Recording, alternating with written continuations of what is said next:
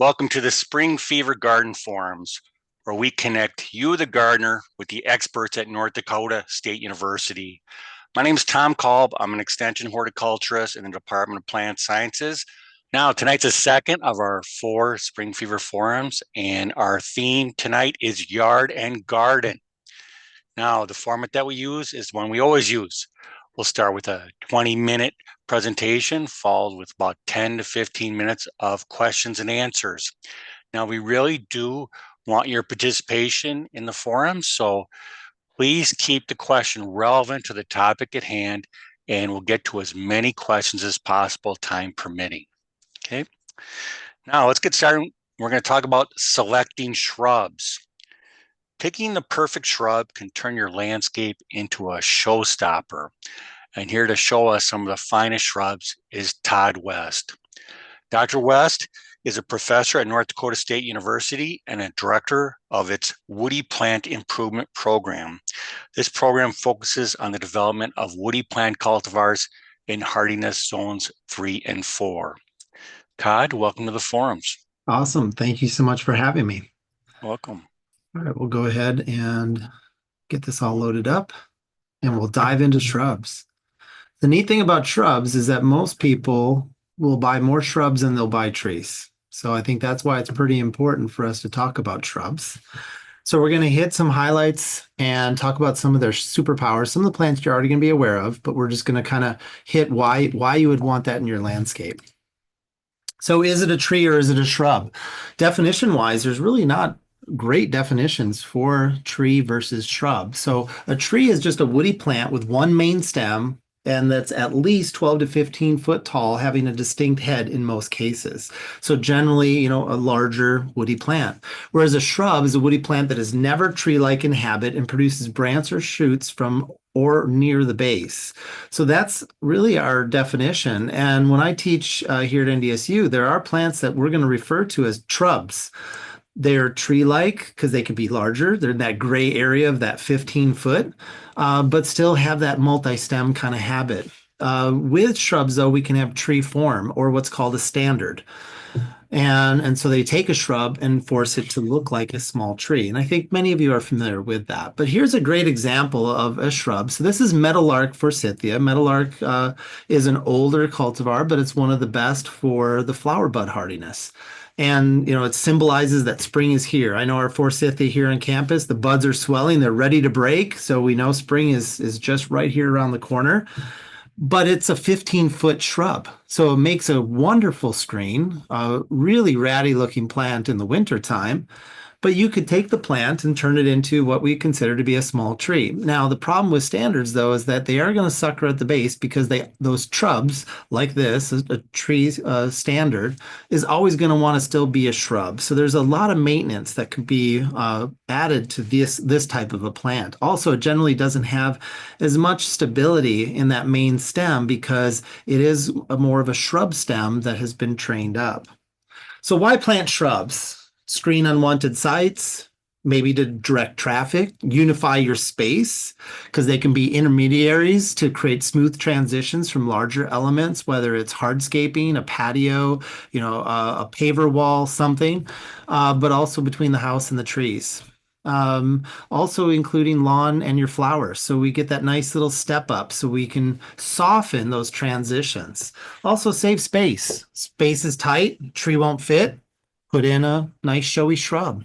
So we have those aesthetics. We have foliage. There's lots of different colors, whether it's yellow, green, or even purple, to flowers as well, whether we have a spring flower, a summer flower, there's lots of variation. And then we can have ornamental fruit as well.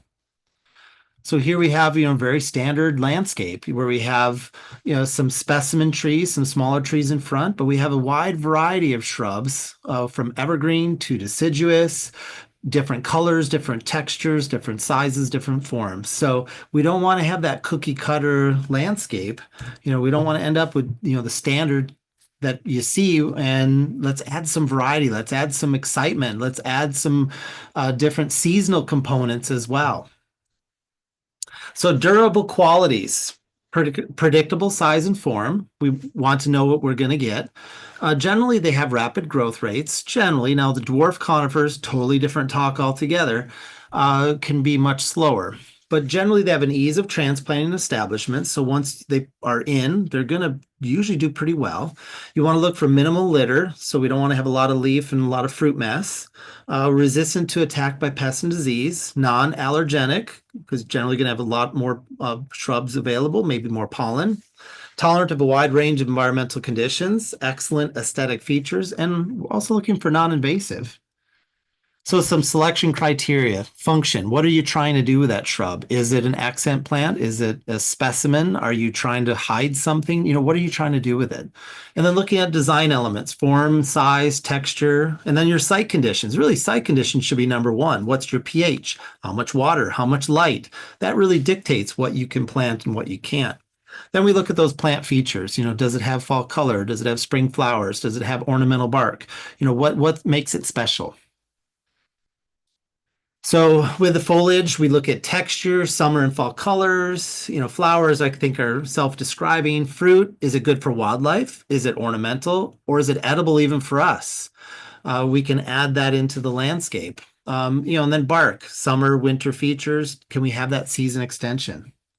So back to forsythia. One that does really well is meadowlark that we already mentioned, but then also northern sun. The key with forsythia is that the superpower is that spring flower. There's not a lot of maintenance that goes into this other than maybe doing some pruning to kind of keep it in check. But it's really great for a foundation planting, for screening, but the superpower is that spring flower. Boom, tells you spring. So, and then let it fade away into the landscape. So the size is variable depending upon the cultivar that's selected. And I already mentioned you can get northern sun specifically in a tree form. Not a big fan with this one because with forsythia, it tends to grow a little bit wilder. It doesn't stay as a really nice set standard. Potentilla, obviously not a new one. This is an NDSU release, Dakota Sunspot. But again, the main thing I want to talk about tonight is the superpower of these shrubs. And one of the superpowers then of potentilla is extensive long bloom time. You're going to have blooms from summer all the way till frost, and that's what it's all about. And you can get them in lots of different colors. There's pinks, there's orange, and just a lot of variety. White. And so you can really add some neat features to it. Lots of roses. Again, a rose could be a whole nother talk altogether, but adding some nice color, some nice fragrance. But the key is focusing on the roses that are hardy. And this is that Canadian Artist Series, super hardy roses, but they were also selected to be disease resistant. And so that's what I always tell people. If you want a rose, go with disease resistant, go with the hardiness, then pick what you can from that. And I like Campfire because it has that color transition when it's in bud. So it looks like the shrub is, a campfire. Beautiful, beautiful plant. Weigela, another nice one that can add in some excitement. It's a little bit not as formal of a shrub. It has kind of a little bit wilder appearance to it, but it's a summer bloom. And it will attract hummingbirds with the type of flower that it has. So really nice plant for having that season extension, different season, because we want flowering shrubs in the spring. We can have flowering shrubs in the summer, and then we can even have rebloomers as well. So this is one that's a nice summer flower. And again, different colors, different sizes. Minuet is a nice one. It only gets to about 3 foot tall. French lace, again, has this variegated leaf to it. So we add a little bit of a different color to the landscape because the plant's not going to have flowers all the time. So it's nice to have an added feature to your shrub to add more color splash into your landscape. Chokeberry. Not a big fan of the name chokeberry. More people in the nursery trade now call it just aronia. But I love aronia. Native, and it also has an edible fruit. Now, edible and palatable are two different things. It is a very astringent fruit, but it's also super healthy, really high in antioxidants.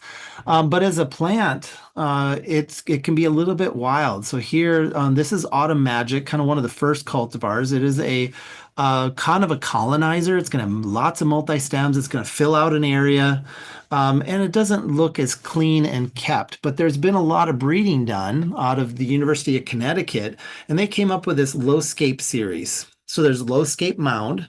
So it's a really nice little tight, small feature. So make a good little border and just beautiful color, and then get that nice fruit, and it gets an amazing fall color.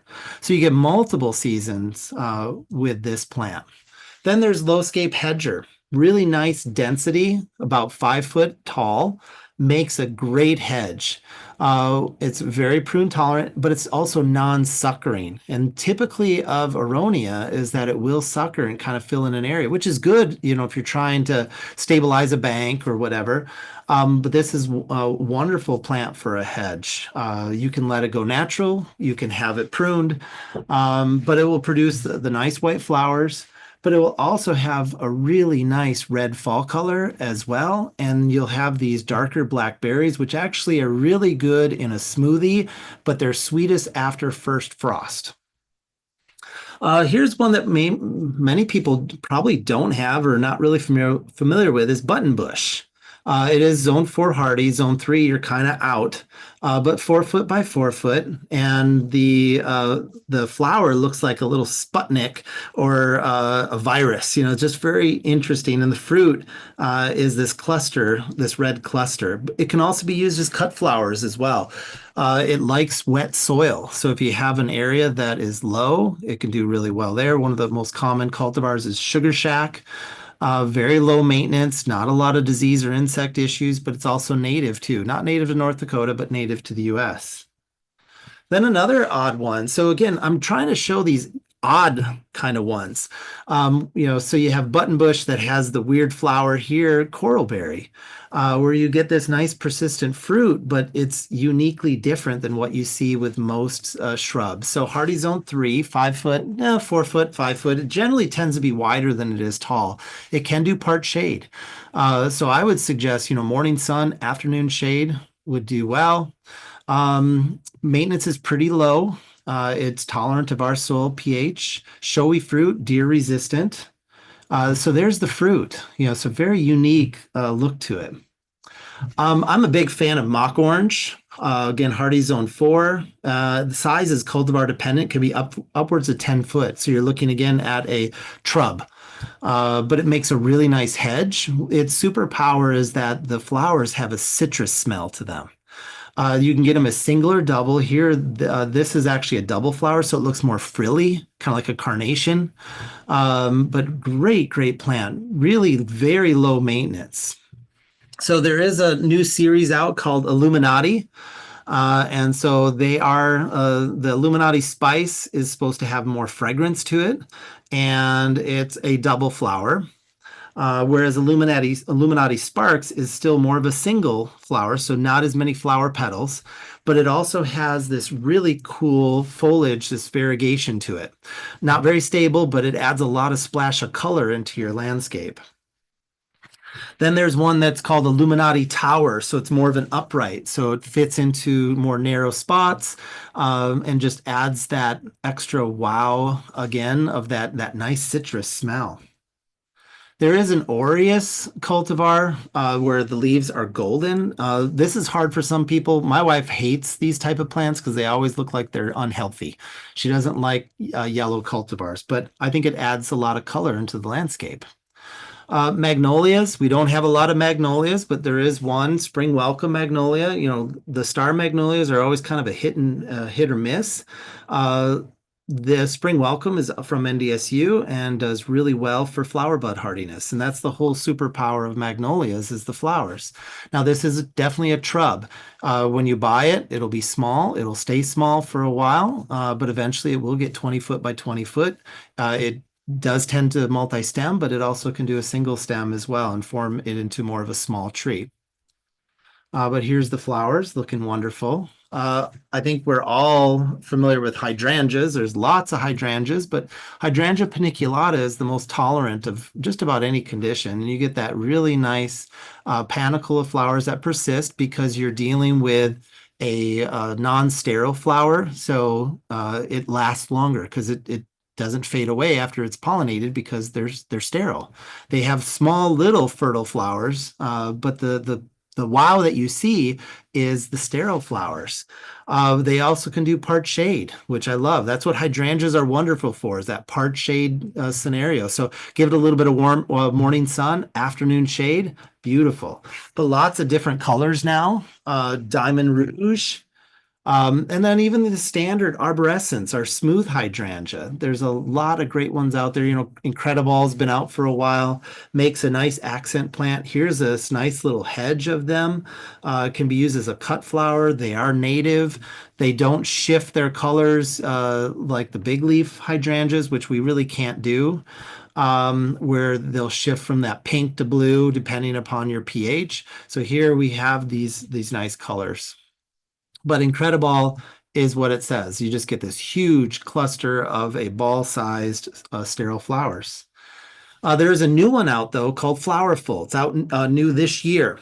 5 foot by 4 foot. It's supposed to be more compact, smaller, and produce a lot more flowers. So that's pretty exciting.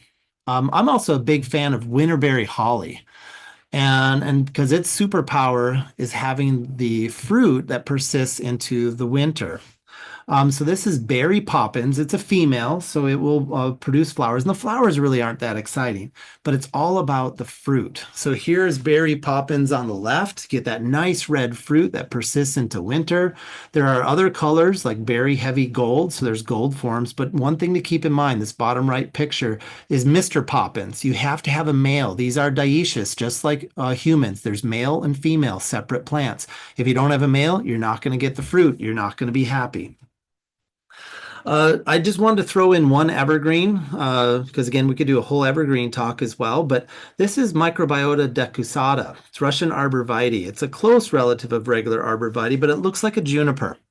And its superpower is that it's a shade juniper. Junipers don't do well in the shade. They need to be in full sun, but this one can do really heavy shade and does very well. It will turn a little bit purple in the winter time, but generally, hopefully we have some snow cover.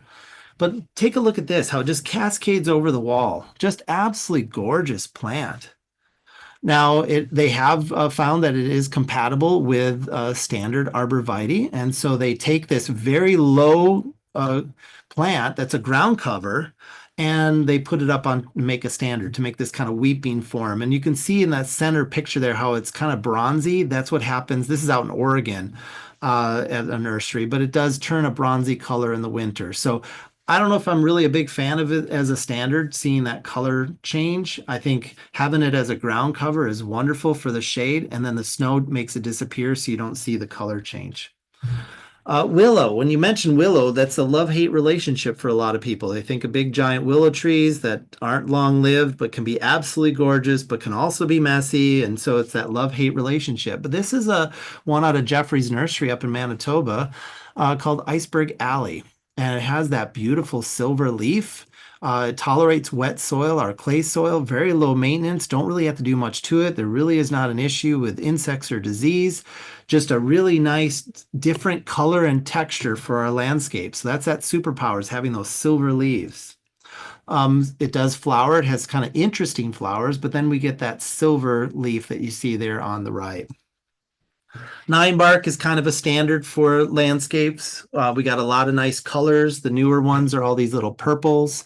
They've also come out with more of these dwarfs. So there's tiny wine. So instead of being, a 5, 6, 7 foot plant, they're usually 5 foot and under now.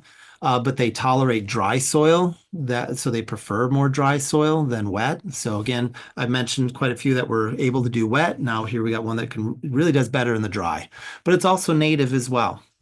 And so here you can see the flowers on tiny wine. So they are more pink, where if you get the green form cultivars, they're going to be more white. There is also gold leaf forms as well. Spirea, again, you could have a whole talk on Spirea. There's so many new ones out there, but the nice thing I like about the Spirea, the new ones that have these color changes. This is called double play big bang. And you start out with this color that's this kind of a coppery color. All the new growth has this kind of red copper, but then it will fade into more of a yellow green as the season goes on. But then you get the summer flowers that are quite attractive. They look a little ugly in the fall because then they have these brown kind of panicles on them. Another one that's kind of unique is Rhamnus frangula, and so fine line buckthorn. Now it's not invasive like what we think buckthorn. Buckthorn's like, oh no, buckthorn. We can't talk about buckthorn, but here we can. This one's not invasive, but it's a nice upright. Great screen because it holds its leaves during winter. They're not going to be green, they're going to be brown, but you can see how dense it is. You can't see into that porch. So you could do a really tight screen with them, something planted right up against a wall like this. They're extremely prune tolerant. They are susceptible to some rust. So you may see some rust growing on them. So you can prune it out pretty easy, but usually not really that bad. But it's a great screen. It is deciduous. It will lose its leaves in the next season, in the next spring season when leaf out occurs. So I've got one planted in my front yard, and it's just starting to lose its leaves now. Lilacs. So here, we think of lilacs, especially the common lilac. There were always those big ones, that their moms or their grandmas had, or at the farmstead, these, or the windbreak, these giant ones. Prairie Petite is my favorite because it gets to be about 4 foot by 4 foot, just this small little dense ball, but it still has the beautiful lilac smell and has the traditional lilac color. I don't really see problems with powdery mildew on this one. Just a really nice, small, dense plant. So, great again for butterflies if you want to attract them, but really neat looking plant. Here with Syringa, if you want to have repeat bloomers, this will bloom in spring and then again in summer till frost. Now the rebloom won't be as strong as the first bloom in the spring, but it will continue to rebloom and you'll get that fragrance for a much longer season. So try some of these bloomerangs. If you want to add some more fragrance, add some more flowers into that summer garden. This one's called Scent and Sensibility. Super highly fragrant, same breeding line as Bloomerang, but it isn't strong enough to be a true rebloomer in the Bloomerang line. So don't discount it. It actually has a lot of great, super high fragrance. So if you like lilac fragrance, some people don't. But if you want to add more fragrance to your garden, throw in a Scent and Sensibility. Then there's the old standard, dwarf Korean lilac. I had to throw this in here because I'm still a fan of it. It's a great shrub, has great fragrance, and not a lot of problems with it. So it's a really nice plant. But it's also often converted into a standard because it is one of the larger size of the lilacs. Azaleas, there is the Azalea series out of University of Minnesota, the Northern Lights series. They really can't handle our high pH. Also, they're not hardy down to a zone 3. Fire Flare Orange is going to be available here real soon. This is NDSU. Bailey's Nursery has decided they're going to sell it. So this can handle part shade. It's pH tolerant, no chlorosis on a high alkaline pH soils. And hardiness has not been an issue, but we haven't got it. Well, yeah, 3B for sure. We're testing 3A now. But what's great about it is that you have these outstanding spring flowers. So this picture is 50% shade, and with full sun, you'll have more flowers. But having that part shade, still a great looking plant. This is planted right below a giant bur oak. Here it's planted now in full sun, and so you can see the difference in the amount of flowers. So great spectacle in the spring. But what's great, again, we're always looking for that multi-season interest. It gets a beautiful bronzy fall color as well. So it really it just shines on both ends. So really the whole point of tonight was just trying to hit some shrubs real quick to talk about their highlights, their main kind of superpowers, whether it's shade, whether it's a fragrant flower, whether it's reblooming, whether it's some fall color, some edible fruit, but try something a little bit different than the standards that have been put into yards. There's so much we can do with color, texture, and fragrance and form that you just got to explore. So I think with that, I am out of time. So thank you so much. And I think we'll go into some questions, right? So Todd, we got some questions coming in, and I'm going to ask you to be brief with your answers as much as possible. Sure. Okay, here's one. The person has a neon burst dogwood. Mm. Part of the row was standing in water several years ago. Bushes survived, but they're smaller than other shrubs. Will they eventually catch up? I mean, with it being waterlogged like that, dogwood can handle a little bit of water, but they do need the drainage. So they're probably a little bit behind because of that reason. So if they keep staying wet, they may be a little behind. How about, got a general question here about, do you have a favorite shrub for a windbreak or a noise break? You mentioned a Um, lot. Again, adding shrubs in, I really like that fine line buckthorn because you get the height and you get the density and it keeps its leaves pretty much all winter long. That's that. Remember, people got to remember that's not an invasive plant. That's It's a not. that's a That desired. buckthorn is a bad name for it. It is illegal in Minnesota, though. Well, we don't care about Yeah, we Minnesota. don't care about Minnesota. Just kidding. How about? I know you're a fan of Japanese maples, but do you have a comment about ice dragon or Arctic Oh jade? yeah, I didn't include any of that here because that's into that more of heading towards trees, but I am not a fan of the Jack Frost series at all. We've tried them, they just don't do well. If you have a nice protected spot, maybe. We do have a nursery now that's going to be picking up our Northern Spotlight Korean maple again because that was dropped, so that should be available maybe in 5 years. So great little, so if you want that Asian look, for a garden, it'd be great to get a Korean maple. They're Okay, hardier. okay. Now, Todd, you were talking about mock oranges, and one of those new varieties has variegated leaves, but you said it was unstable. What do you mean by that? So what I mean by unstable is that, and actually it works for this plant. Generally variegation, think of a hosta. A hosta usually has like a cream edge or a green edge with a cream center. Okay. And so that's what we consider to be a stable variegation where you have like the different color edge. This one has a mottled look to it, so it just splashed all the way through. And a lot of times with plants that have that type of a modeling is that you can get some new growth that will be solid white or new growth that will revert back to just green. But this plant seems to be pretty stable with the variegation. So you're going to maintain that mottled look. One question is like you mentioned a lot of shrubs. Now, where can we get these shrubs? Or our Well, local nursery hopefully, have them? yeah. So any respectable garden center should have them. If they don't, definitely ask for them because quite a few of these came out of Spring Meadow, the Proven Winter series. Some of these are from Bailey's as well. So they're definitely from suppliers that come through our area. Yeah, so you can contact your local nursery. They get their plants from Bailey and Proven Winners. Hmm. So you just got to communicate. And now's a good time to communicate with your local nursery because pretty soon they're going to be way too busy with customers. But Exactly. those wholesale trucks roll into town like on a weekly basis in the spring, and they can order one of these special plants for you. How about a lot of questions about Weigela? Yeah. Does it resist deer damage?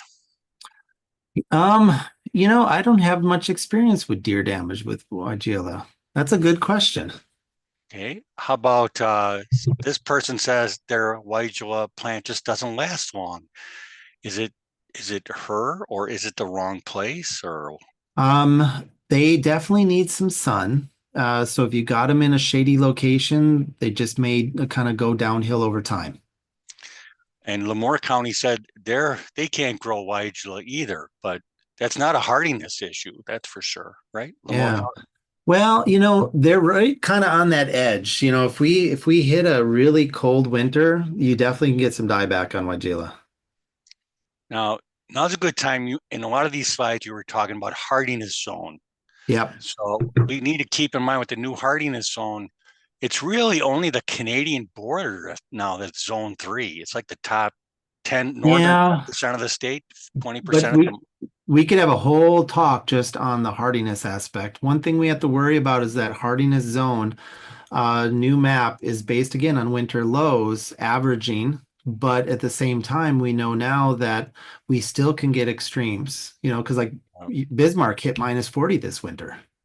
Yeah, don't remind me about, but and it's going to snow tomorrow. So here we go. Exactly. So April it's Fools.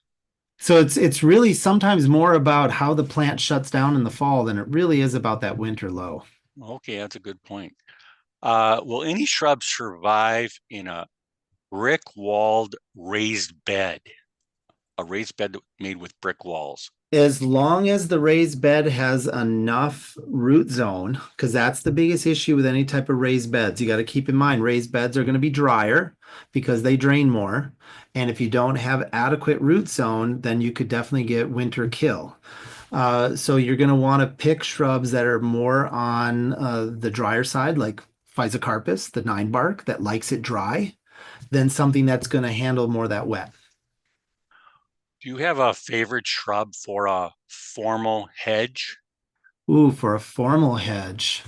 Um, Again, depends on the size of the hedge. You want to focus on something that's going to be prune tolerant. I really like the new Aronias that are nice and dense, that low scape hedger.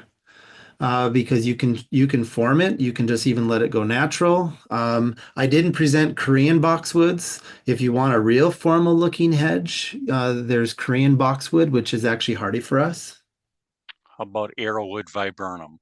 Oh, Arrowwood viburnum would be wonderful. Yeah, Yeah, I didn't include a viburnum in this talk. What were they I'm thinking? I'm Oh very my goodness. I'm disappointed in slipping. you. I love viburnums. Yeah, I'm Uh, slipping. it's my fault, man. I only gave you 20 minutes. Sorry. We had to have like a multi-series, Todd, and just like with that painter, Mr. Kevin, you like the painter. We got to have Todd in the landscape, should have you for all summer. Like, Oh, oh, what are we going to I see this week? That kind of thing. exactly. I looked up real quick. Weigela are supposed to be deer resistant.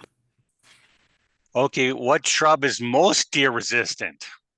Oh my goodness. Most deer resistant shrub? Um, I'll pick that's put nine bark. yeah, nine bark. They wouldn't don't really go for that. Um, Total blank. What would we consider the most deer resistant shrub? Well, a hungry deer will eat anything. Pretty much. Uh, uh, here's a question that I'm getting a lot out here in the West. It's spring's starting to come. Should we be watering shrubs now because it's so dry out here? If they're starting to leaf or starting to swell and bud, you want to be careful because you want to make sure that they get the drainage, but it might not be a bad idea. Okay, only if it's breaking out of dormancy, you're Yes. saying. Okay. How about that azalea was spectacular, I gotta say, that new azalea. Yeah. But can that handle, let's be real, can that really handle a pH of 7.5? So far it has. Has it been tested under 7.5 Yep. Yep. with no amendments or With anything? no amendments. Well, that's a breakthrough. Yeah. Uh, are any of the shrubs that produce berries you discussed poisonous to humans or animals? No. So like coral berry is one you won't want to eat necessarily and make jam out of. It's an ornamental. It's not going to, be poisonous to you, but it's definitely not one that you're going to want to eat. So none of them, none of them. Oh, the Oronia is the only one that I would consider to be edible for humans for consumption. The other ones are just ornamental, but they're not going to make you sick. We had a question about aronia. Do you have a variety of aronia that you would especially recommend for eating? There are the Aronias that the USDA actually they came out of the Mandan Center there. The Yeah, Mackenzie. Yes, Mackenzie, and there's Viking. Those were selected for fruit production, whereas these others, they've been selected more for the ornamentals, but the fruit is comparable. Yeah, Kathy Wiederholt said that genetically they can't even distinguish them. So Yeah. Mackenzie is like a third of the price of Viking. So Yeah. that's the way to go. Um, okay, when's that Bailey Nursery going to start selling that azalea? They should have it available. That's the hard part is there's always that delay when they decide to go with it. They told me this last fall, so I would say probably available in about 2 years. Okay, Mr. Poppins and Barry Poppins, how close do they have to be next to each other? All right, so they don't have to be adjacent, but I would say you want at least one, probably within about 25 feet. And one Mr. Poppins can handle several Barry One Poppins, right? Mr. Poppins, he can handle quite a few Berry Poppins. Because otherwise he's totally ugly. Yes, pointless. Is a dwarf burning bush a good shrub for North Dakota? So burning bush has been put on a lot of states' invasive lists. There is a new one that is out that is actually sterile. Hmm. And so actually, I should have had this in the presentation. It's a great shrub for us. Unfortunately, though, it's one that rabbits love. So if you have rabbits, they're going to girdle that sucker.